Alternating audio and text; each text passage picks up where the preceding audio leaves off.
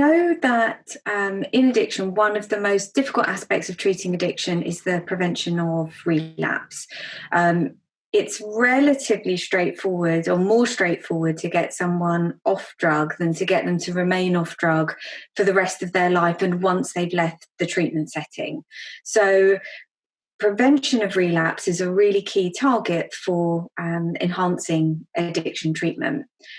Now, relapse can occur for a number of reasons, but one major reason is the re-exposure of the individual to environmental cues that have been paired with drug use in the past. So quite often these are people or particular places or paraphernalia associated with the drug use.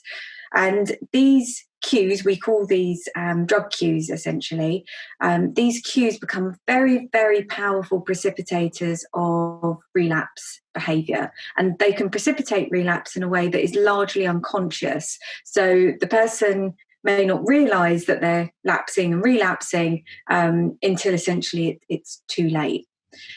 So the fact that these cue drug memories exist and that they have such a powerful influence on relapse led us to this really simple idea that if you could disrupt those cue drug memories, it should be possible to reduce the risk of relapse in the long term. So possibly even within a single session of treatment, if you could significantly weaken or erase that cue drug memory, then it should be possible to prevent relapse in the long term.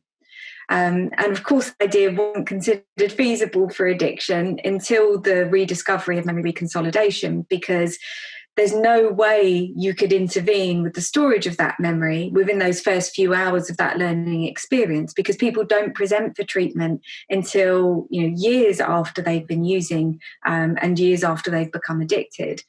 But the idea that you could get a memory to go back into a state where it could be updated then gives you the possibility that you could do that in a therapeutic setting, that you could get the memory into an editable state and then do your treatment at that point to then weaken that drug memory and so have this longer term effect on relapse behaviour.